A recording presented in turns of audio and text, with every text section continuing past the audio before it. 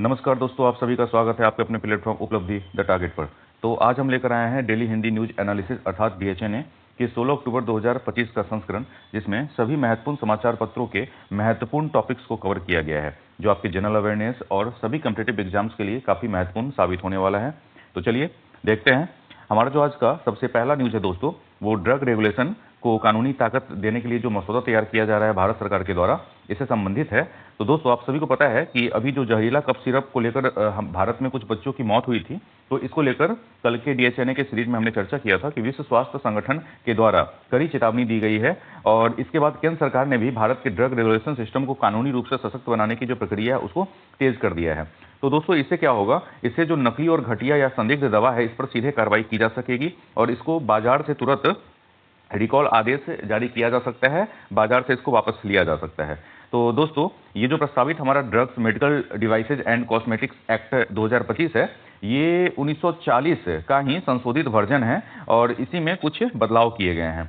तो दोस्तों, इसमें कुछ तकनीकी सुधार जो किया गया ड्राफ्ट में, वो इस प्रकार है कि निर्माण से उपयोग तक डिजिटल लाइसेंसिंग और QR ट्रैकिंग किया जाएगा। दूसरा है कि CDSCO को त्वरित रिकॉल और बाजार से बंदी की शक्तियां प्राप्त रहेंगी और तीसरा है टेस्टिंग लैब नेटवर्क व मानव संसाधन में तेजी से क्षमता की वृद्धि होगी। तो इस प्रकार भारत में जो दवा निर्माण कंपनियां हैं, उस पर भारत सरकार जो है अपना शिकंजा कसने की तैयारी कर रहा है। तो चलिए अगली न्यूज की ओर बढ़ते हैं दोस्तों, अगला जो न्यूज है वो उत्तराखंड के केदारनाथ से आ रहा है, जहां पे केदारनाथ रोपवे जो है ये अदानी समूह को ये प्रोजेक्ट मिला है और इसमें 50 गोंडोला 36 मिनट में 1800 लोग को धाम ले जाएगा। तो दोस्तों, ये काफी इंपॉर्टेंट न्यूज है, जहां उत्तराखंड जिले के रुद्रप्रयाग में सोनप्रयाग से केदारनाथ मंदिर तक रोपवे बनने जा रहा है। भारत सरकार ने ये प्रोजेक्ट जो है ये अदानी समूह को दिया है और रोपवे लगभग 4000 करोड़ रुपए में समुद्र तल से 12000 फीट ऊपर और कठिन पर्यावरणीय चुनौतियों के बीच तैयार किया जा रहा है। अभी सोनप्रयाग से केदार धाम की जो पैदल दूरी है दोस्तों, वो लगभग 21 किलोमीटर की है, लेकिन रोपवे बन जाने के बाद यह दूरी घट के 12.9 किलोमीटर रह जाएगी और 7 से 8 घंटे में होने वाली यात्रा महज 36 मिनट में पूरी हो जाएगी। तो दोस्तों, इससे सबसे अधिक फायदा लोगों का जो समय है वो काफी हद तक बच जाएगा और ये जो लगभग 8 घंटे की जो यात्रा है केदारनाथ धाम के लिए, वो मात्र 36 मिनट में कन्वर्ट हो जाएगा। तो दोस्तों, आप देख सकते हैं कि ये जो अत्याधुनिक रोपवे है, इसका जो काम है 2 चरण में होगा। पहला चरण गौरीकुंड से केदारनाथ धाम तक 9.7 किलोमीटर रोपवे लगेगा और इस पूरे के पूरे रूट पर लगभग 22 टावर लगाए जाएंगे दोस्तों। तो इस प्रकार ये जो न्यूज है दोस्तों काफी इंपॉर्टेंट है। यहाँ पर बताते चले दोस्तों कि जो गोंडोला होता है, ये आप देखे होंगे कि रोपवे के नीचे लटक कर चलने वाला होता है और ये लगभग 50 गोंडोला इसमें लगाने की तैयारी की जा रही है। प्रत्येक गोंडोला में लगभग 36 सीट होगा और इसमें दोस्तों 36 मिनट में 1800 यात्री सोनप्रयाग से केदारनाथ आ जा सकेंगे। और दोस्तों, ये जो गोंडोला है लगभग 11 घंटे यहाँ पर चलेंगे, तो ये एक हिंदू जो पिलग्रिमेज हैं उनके लिए काफ़ी महत्वपूर्ण न्यूज है। इसके साथ ही एक और महत्वपूर्ण अपडेट है दोस्तों कि पाकिस्तान जो है उसने अपने संघर्ष में पाकिस्तान के साथ संघर्ष में तालिबान ने क्या किया कि अपने यहाँ टैंक उतार दिया। इसके बाद 48 घंटे का जो वहाँ सीज फायर है वो लागू हो गया है। तो तालिबान ने दोस्ती का दरवाजा तोड़ दिया है। दोस्ती का दरवाजा क्या है दोस्तों, ये फ्रेंडशिप गेट है जो अफगान तालिबान ने नष्ट कर सीमा पार व्यापार को नुकसान पहुंचाया है, ऐसा पाकिस्तान का दावा है। और जो झगड़े की असली वजह है दोस्तों यहाँ पर अफगानिस्तान और पाकिस्तान के बीच में, वो TTP है। तो TTP जो है दोस्तों, ये तहरीक-ए-तालिबान पाकिस्तान है। तो पाकिस्तान का कहना है कि अफगानिस्तान की जमीन से TTP नाम का आतंकी संगठन उसके देश पर हमले अक्सर करता रहता है। तो उसी के खिलाफ पाकिस्तान जो है ये दमनात्मक कार्रवाई करता है और जिसके प्रत्युत्तर में अफगानिस्तान पलटवार करता है। तो ये जो हिंसा है ये वहाँ होती रहती है। तो चलिए अगली न्यूज की ओर बढ़ते हैं दोस्तों। जैसा कि प्रीवियस डे जो हमारा इसका DHNA का सीरीज हुआ था, उसमें हमने ग्रीन पटाखे के बारे में चर्चा किया था और अब दीपावली के उत्सव पे जो हमारा सुप्रीम कोर्ट है वहां से एक खुशखबरी आई है, जहां पर चीफ जस्टिस BR गवई और जस्टिस के विनोद चंद्रन की जो बेंच थी, उन्होंने दिल्ली सरकार और ग्रीन पटाखा निर्माताओं का अनुरोध मान लिया है दोस्तों। और अब दिल्ली NCR में दिवाली पर ग्रीन पटाखे फोड़ने की अनुमति मिल गई है। इसी के साथ दोस्तों, नीरी की वेबसाइट पर जो लिस्टेड ग्रीन पटाखे हैं वही 18 से 20 अक्टूबर तक वहां बिकेंगे और सुबह 6 बजे से लेकर 7 बजे और रात को 8 बजे से लेकर 10 बजे तक दिवाली के अवसर पे वहां पर पटाखेबाजी की अनुमति होगी, आतिशबाजी की जाएंगी। यहाँ पर BR गवई साहब जो हमारे चीफ जस्टिस ऑफ इंडिया हैं, उनका एक स्टेटमेंट आया है कि हमें संतुलित नजरिया रखना होगा। पाबंदी से उच्च उत्सर्जन पटाखों की तस्करी बढ़ने से पर्यावरण को ज्यादा नुकसान हुआ है। पिछले बैन के बाद भी NCR में AQI में ज़्यादा सुधार नहीं देखा गया है। तो इस प्रकार एक संतुलित जो ये निर्णय है ये दिया गया है। दोस्तों नीरी क्या है? तो नीरी जो होता है दोस्तों, ये होता है national environmental engineering research institute. फिर से इसको दोहराना चाहेंगे, नीरी का फुल फॉर्म होता है national environmental engineering research institute. तो इसने क्या किया दोस्तों कि ग्रीन पटाखों के लिए इसने लाइसेंस दिया है। इसमें क्या है कि लगभग 30% कम प्रदूषण होता है और आवाज़ भी काफ़ी कम होता है। इसमें जहाँ तक शोर या आवाज़ की बात है, तो ग्रीन पटाखों का जो शोर है वो 125 डेसिबल तक रहता है, जबकि सामान्य पटाखे का जो शोर होता है दोस्तों, ये 160 से 180 डेसिबल तक जाता है। तो ये एक बहुत बड़ा अपडेट है, हम सभी लोग इसको ध्यान में रखेंगे कि नीरी के द्वारा जो मान्यता प्राप्त पटाखे हैं उसको दिवाली के अवसर पर प्रयोग में लाया जा सकता है। इसी के साथ एक अगला अपडेट है दोस्तों कि अब स्वदेशी मेल जो है ये सरकार की एजेंसियों के 12 लाख से ज़्यादा कर्मचारी जोहो प्लेटफॉर्म पर अब शिफ्ट कर रहे हैं। आप सभी को पता है दोस्तों, कुछ दिन पहले ही जो अश्विनी वैष्णव साहब हैं, इन्होंने एक महत्वपूर्ण मैसेज दिया था लोगों को कि अब विदेशी जो सॉफ्टवेयर ये प्लेटफॉर्म है उससे शिफ्ट होकर स्वदेशी की तरफ बढ़ने की आवश्यकता है। और इसी के साथ साथ केंद्रीय गृह मंत्री अमित शाह के साथ साथ लगभग 12 लाख से ज़्यादा कर्मचारी जोहो प्लेटफॉर्म पर शिफ्ट कर चुके हैं। दोस्तों ये अचानक से जो सॉफ्टवेयर की दुनिया में स्वदेशी अपनाने की जो बात आई है, ये अकस्मात नहीं हुआ है। एक तरफ जहां ट्रंप का जो टैरिफ पॉलिसी है उसका असर जो है ये एक तात्कालिक कारण माना जा सकता है, लेकिन इसकी तैयारी दोस्तों केंद्र सरकार के द्वारा 3-4 साल से चल रही थी। दरअसल 2022 में कुछ हैकर्स ने एम्स के 5 सर्वर और 1.3 टेराबाइट से ज़्यादा डेटा पर कब्जा कर लिया था। तो इससे सरकार को काफ़ी नुकसान हुआ और किरकिरी भी हुई थी। तो यहीं पर एक स्वदेशी संचार तंत्र की जरूरत महसूस हुई और 2023 में केंद्रीय सूचना मंत्रालय ने सुरक्षित मेल सेवाएं देने के लिए टेंडर भी निकाला और ये टेंडर किसको मिला? जोहो को मिल गया था। तो जोहो ने इस टेंडर को जीता और उसके बाद से जोहो की तैयारी चल रही थी। तो अब आप देख रहे हैं कि ये एक इम्पॉर्टेंट प्लेटफॉर्म बनता जा रहा है सभी भारतीय कर्मचारियों के लिए, क्योंकि यहाँ पर सारा का सारा जो डाटा होता है वो सुरक्षित रखा जाता है अपने ही देश में। चलिए अगली न्यूज की ओर बढ़ते। अगला न्यूज है हमारा डेली करंट अफेयर्स से दोस्तों, जहां पर जो इंपॉर्टेंट अपडेट है वो ये आ रहा है कि इजरायल ने अमेरिकी राष्ट्रपति डोनाल्ड ट्रंप को अपना सर्वोच्च नागरिक सम्मान Israeli presidential medal of honour देने की घोषणा की है। वहीं दूसरी तरफ मालदीव जो है ये दुनिया का पहला ऐसा देश बन गया है जिसने मां से बच्चे में संक्रमण की 3 गंभीर बीमारी, पहला HIV, दूसरा हेपेटाइटिस बी और तीसरा सिफिलिस को समाप्त कर दिया है। तो वर्ल्ड हेल्थ ऑर्गेनाइजेशन ने इसकी औपचारिक पुष्टि भी की है और इसका नाम दिया है ट्रिपल एलिमिनेशन। तो दोस्तों अगर आपसे कॉम्पिटिटिव एग्जाम्स में पूछा जाता है कि ट्रिपल एलिमिनेशन कहां पर लागू हुआ है, तो हम सभी ध्यान में रखेंगे कि ये मालदीव में लागू हुआ है। और तीसरा इंपॉर्टेंट अपडेट है दोस्तों कि हेनले पासपोर्ट इंडेक्स 2025 में भारत की जो रैंकिंग है ये 5 स्थान गिर के कहां पहुंच गई है? 85 पे पहुंच गई है। तो इसको हम लोग ध्यान में रखेंगे। जो 2024 में हेनले पासपोर्ट इंडेक्स आया था भारत के लिए वो 80 था और वर्तमान में जो हेनले पासपोर्ट इंडेक्स आया है वो 85 है। इसी में दोस्तों सिंगापुर इस लिस्ट में पहले स्थान पे है। तो ये भी एक इंपॉर्टेंट अपडेट है। इसके साथ हम देखते हैं अगले न्यूज को। अब है हमारा एक इंपॉर्टेंट यहाँ पे प्रश्न भी है दोस्तों, देखेंगे इसको। हिमाचल का कौन सा जिला पहाड़ों की काशी के नाम से जाना जाता है, जहां भगवान शिव के 80 से अधिक मंदिर हैं? तो यहाँ चंबा, मंडी, कांगड़ा और कुल्लू दिया गया है। तो इसमें मंडी जो है आपका बिल्कुल सही आंसर है दोस्तों। मंडी को ही हिमाचल में पहाड़ों की काशी के नाम से जाना जाता है। और दूसरा है दोस्तों कि इस धाविका को पायोली एक्सप्रेस कहते हैं। इसका जन्म 27 जून 1964 को केरल के केकुथाली में हुआ था। तो पायोली एक्सप्रेस जो है दोस्तों ये पीटी उषा को कहा गया है। तो ये जो आप चित्र देख पा रहे हैं ये पीटी उषा का चित्र है। तो हम सभी इसको ध्यान में रखेंगे, ये पीटी उषा ही है। चलिए अगले न्यूज की ओर दोस्तों बढ़ते हैं। अब जो हमारा अगला न्यूज है दोस्तों ये वर्ल्ड हेल्थ ऑर्गेनाइजेशन की तरफ से आया है, जहां पर वर्ल्ड हेल्थ ऑर्गेनाइजेशन ने अपनी गंभीर चिंता जाहिर की है बढ़ता एंटीबायोटिक खतरा को लेकर। तो यहां पर कहना है WHO का अर्थात WHO का कि अब एंटीबायोटिक संकट की ओर दुनिया बढ़ रहा है, क्योंकि इस एक रिपोर्ट में बताया गया है कि 2016 से 2023 के बीच 100 से अधिक देशों में संक्रमणों पर दवाओं का जो असर है वो लगातार घट रहा है। अब हर 6 में से 1 संक्रमण एंटीबायोटिक दवा से नियंत्रित नहीं हो पा रहा है। तो दोस्तों ये जो समस्या है वो इतनी तेजी से क्यों बढ़ रही है? तो इसका सबसे बड़ा कारण है कि लोग बिना डॉक्टर की सलाह दवाएं लेते हैं। तो आज भी ग्रामीण भारत में ये जो परिपाटी है वो धड़ल्ले से चल रहा है। जो लोग हैं छोटी मोटी बीमारी पर भी जाके और केमिस्ट शॉप से दवा लेकर खा लेते हैं। या दूसरा कारण है कि बीच में कोर्स अधूरा छोड़ देते हैं। इसके अलावा अस्पतालों, पशुपालन और खेती में भी एंटीबायोटिक का अंधाधुंध इस्तेमाल हो रहा है। तो इन दवाओं का जो कचरा है दोस्तों, जब पानी और मिट्टी में मिल जाता है तो ये मिलकर सुपर बग्स का निर्माण करते हैं, और ये जो सुपर बग्स होते हैं वो किसी भी दवा से मरते नहीं हैं। तो भारत के लिए WHO ने चेताया है कि अगर अब भी नहीं संभले तो एक दिन मामूली संक्रमण भी जानलेवा साबित हो सकता है। तो दोस्तों, इसको लेकर हम सभी को सीरियस होना पड़ेगा। जो अगला न्यूज है वो आप देखते हैं। दोस्तों, अगला न्यूज हमारा हिमाचल प्रदेश से आ रहा है, जहां हिमाचल प्रदेश का जो स्पीति घाटी है ये अब भारत का पहला कोल्ड डेजर्ट बायोस्फीयर रिजर्व बन गया है, और इसे यूनेस्को के मैब प्रोग्राम अर्थात मैन एंड द बायोस्फीयर मैब MAB प्रोग्राम के तहत मान्यता मिला है। तो ये जो मैब प्रोग्राम है दोस्तों, ये यूनेस्को के द्वारा बहुत पहले से चलाया जा रहा है, और अब ये हिमाचल प्रदेश के स्पीति घाटी को ये मान्यता प्राप्त हुआ है।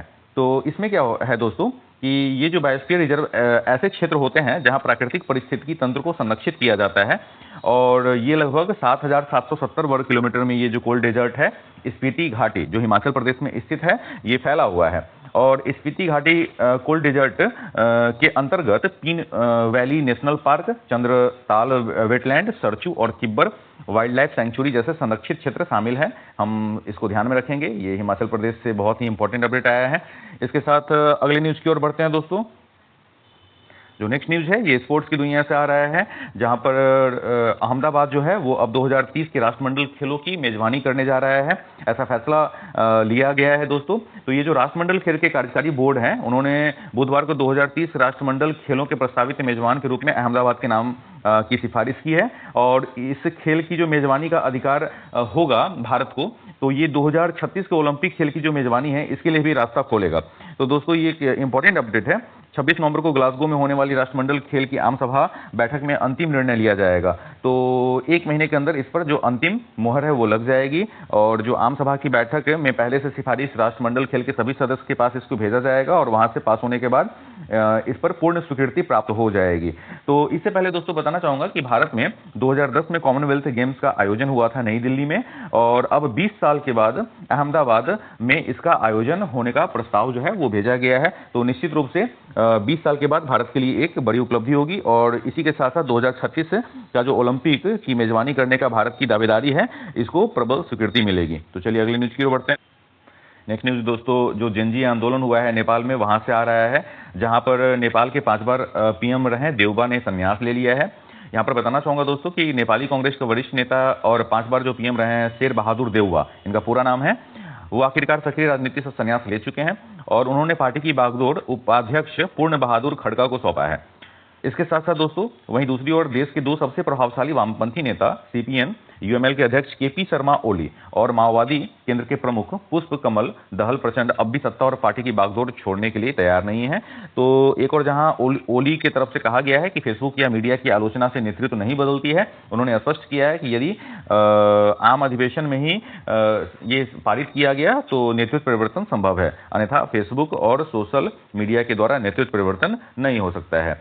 वहीं हम जब देखते हैं जेनजी आंदोलन का वर्तमान में क्या स्थिति है, तो ये जो जेनजी आंदोलन है नेपाल का, अब बिखराव की स्थिति में आ गया है। शुरू में ये आंदोलन पारदर्शी शासन और जवाबदेही की मांग को लेकर सड़कों पर उतरा था, पर अब इसमें दिशा का अभाव है। आंदोलन के कई समूह बन चुके हैं, कोई सीधे चुने जाने वाले कार्यकारी प्रमुख की मांग कर रहा है, तो कोई राजशाही की वापसी की। तो PM पुष्कर कमल कार्की ने कई दौर की वार्ताएं भी की हैं इन आंदोलनकारियों से, लेकिन सरकार अब इस उलझन में है कि किस गुट के प्रतिनिधि की बात को मानी जाए। तो अभी यहाँ पर विचित्र स्थिति का सामना करना पड़ रहा है सरकार को। तो दोस्तों, भारत ने भी यह साबित किया है इतिहास में कि जो अहिंसक आंदोलन होता है उसी से सत्ता परिवर्तन सबसे आसान होता है आम जनता के लिए, ना कि हिंसक क्रांति से। और ये जो जेनजी आंदोलन है नेपाल में, इसने हिंसक क्रांति का रूप धारण कर लिया था, जिसके कारण वर्तमान की जो स्थिति है ये काफी ऊहापोह वाली बनी हुई है। चलिए नेक्स्ट न्यूज की ओर बढ़ते हैं। नेक्स्ट न्यूज दोस्तों आ रहा है हमारा फीफा वर्ल्ड कप से। तो इसमें सोमवार को क्या हुआ है दोस्तों कि एस्वातिनी को 3-0 से हराकर केप वर्दे जो है, ये एक छोटा सा द्वीपीय देश है दोस्तों अफ्रीका का, तो इसने क्या किया है कि फीफा वर्ल्ड कप के लिए क्वालिफाइंग मैच को जीत लिया है। लगभग 5 लाख की आबादी वाला ये जो द्वीप है दोस्तों, ये एक महत्वपूर्ण माइलस्टोन यहाँ पर खींचा है। और फीफा वर्ल्ड कप प्रेमियों के लिए भी ये काफ़ी आश्चर्यजनक और चौंकाने वाला खबर है दोस्तों। तो इस देश की जो आबादी है वो महज 5.25 लाख है और पश्चिमी अफ्रीका के तट से दूर स्थित ये द्वीपीय देश अब वर्ल्ड कप इतिहास में दूसरा सबसे छोटी आबादी वाला देश बन गया है दोस्तों। तो इससे पहले आइसलैंड ने भी ऐसी उपलब्धि हासिल की थी और वहाँ की जो आबादी थी दोस्तों वो लगभग 3.5 लाख की आबादी थी आइसलैंड की। तो ये एक इंपॉर्टेंट अपडेट है। इसके साथ अगले न्यूज़ की ओर बढ़ते हैं दोस्तों। अभी हमने डिस्कस भी किया था, जनसत्ता में भी एक खबर प्रकाशित की गई है कि पाकिस्तान व अफगानिस्तान में 48 घंटे का जो संघर्ष विराम है वो लागू हो गया है। एक और इंपॉर्टेंट अपडेट है जनसत्ता में दोस्तों, भारत संयुक्त राष्ट्र मानवाधिकार परिषद के लिए 7वीं बार निर्वाचित हुआ है।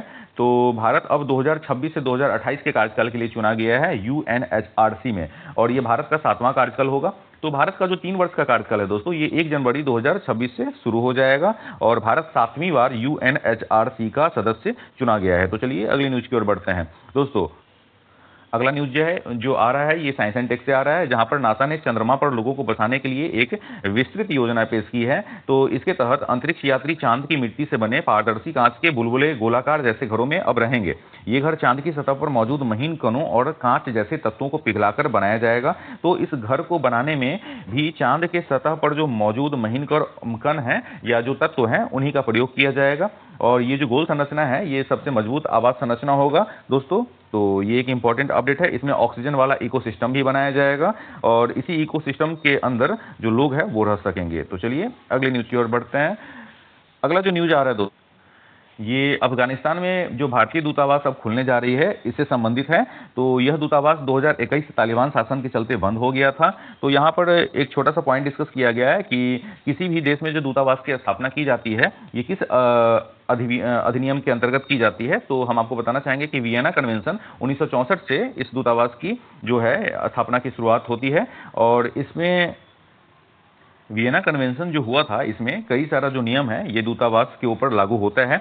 जैसे किसी एक देश में जब दूसरे देश का दूतावास खोला जाता है तो दूसरे देश का जो कानून है वही पहले वाले देश के दूतावास के अंदर लागू होता है। अर्थात दूतावास के सुरक्षा के नियम होते हैं कि दूतावास का जो परिसर है मेजबान देश के लिए पूर्ण रूप से हस्तक्षेप रहित होता है, यानी उसमें मेजबान देश किसी भी प्रकार का कोई हस्तक्षेप नहीं कर सकता है। मेजबान देश की पुलिस दूतावास के प्रमुख की अनुमति के बिना अंदर प्रवेश नहीं करेगी और जो दूतावास में राजनयिक होते हैं उनकी भी गिरफ्तारी मेजबान देश नहीं कर सकता है।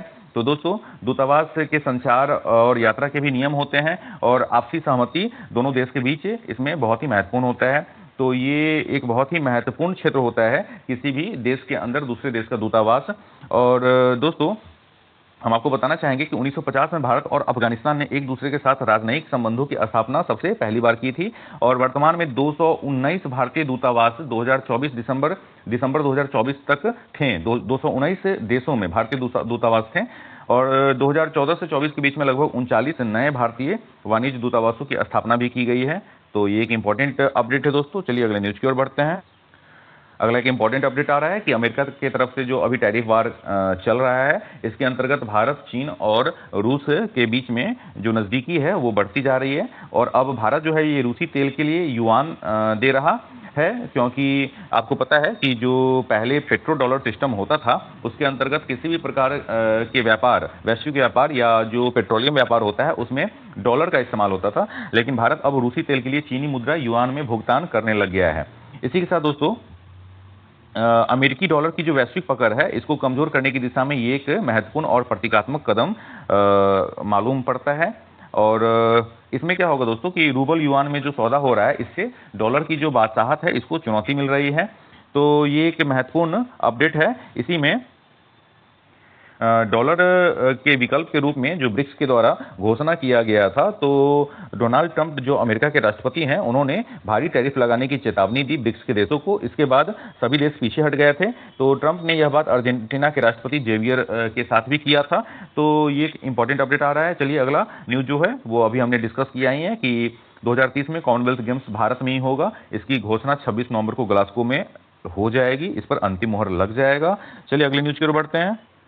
दोस्तों भारत सरकार का जो एक महत्वपूर्ण निर्णय था जिसमें 27 सरकारी बैंकों को मिलाकर लगभग 12 सरकारी बैंक किया जा चुका है, तो इसका जो एक पॉजिटिव रिजल्ट है वो आ चुका है और जब इन सारे बैंक को मिला के लगभग 12 सरकारी बैंक किया गया है तो जो बैंकों का प्रॉफिट है वो 3 गुना बढ़ गया तो इसी से इंस्पायर होके पुनः भारत सरकार ने 4 बैंक को मर्ज करके और एक बैंक बनाने का फैसला किया है, जिसमें बैंक ऑफ इंडिया है, इंडियन ओवरसीज बैंक है, सेंट्रल बैंक ऑफ इंडिया है और बैंक ऑफ महाराष्ट्र है। तो अब भारत सरकार का जो पहल है ये लगभग 4-5 मजबूत सरकारी बैंक रखने की कवायद को लेकर है। तो भारत सरकार चाहती है कि अब निश्चित रूप से जो 4-5 महत्वपूर्ण सरकारी बैंक है वही मार्केट में रहें, ताकि जो निजी बैंक है उसको टक्कर दिया जा सके। जिसमें सरकार का जो थिंक टैंक है उसने कुछ ही बैंक को रखने की सलाह दी थी भारत सरकार को, जिसमें एसबीआई आता है, पीएनबी है, बैंक ऑफ बड़ौदा है और केनरा बैंक है। तो इस पर भारत सरकार के द्वारा काफ़ी तेज़ी से कार्य किया जा रहा है। वहीं पर जो देश में फिनटेक तेज़ी से फैला है, ये प्राइवेट बैंक की ताकत को लगातार बढ़ा रहा है और सरकार का जो राय है वो यही है कि इनसे मुकाबले के लिए सरकारी बैंक कम ही हो लेकिन काफ़ी मजबूत स्थिति में हो, तभी इनसे मुकाबला किया जा सकता है। तो चलिए अगली न्यूज़ की ओर बढ़ते हैं दोस्तों। तो सैटेलाइट निर्माण में अब भारत में लगभग 300 से ज़्यादा स्टार्टअप हो गए हैं और ये सारे के सारे जो स्टार्टअप हैं दोस्तों, ये सैटेलाइट निर्माण का जो कार्य है इसको काफ़ी तेज़ी से आगे बढ़ा रहे हैं और इसका जो श्रेय है ये भारतीय राष्ट्रीय अंतरिक्ष संवर्धन और प्राधिकरण केंद्र इन स्पेस को दिया जा रहा है। तो ये जो खबर था दोस्तों ये काफ़ी इंपॉर्टेंट है साइंस एंड टेक के लिए। इस प्रकार आज का जो डीएचएनए का 15 अक्टूबर 2025 का ये संस्करण था, इसमें हमने सभी महत्वपूर्ण अखबार के महत्वपूर्ण टॉपिक्स को डिस्कस कर लिया है दोस्तों। और आप सभी लोग से रिक्वेस्ट है कि अभी तक आपने अगर इस चैनल को सब्सक्राइब और लाइक नहीं किया है तो एक बार आप सब्सक्राइब जरूर कर दें, और लाइक करने से हमारा जो हौसला है ये बना रहता है। और इसी तरह हम महत्वपूर्ण समाचार पत्रों का जो इंपॉर्टेंट टॉपिक्स है उसका जो संकलन है वो उपलब्ध कराते रहेंगे। तो आप सभी का अभी तक बने रहने के लिए बहुत बहुत धन्यवाद। तो चलिए, जय हिंद, जय भारत।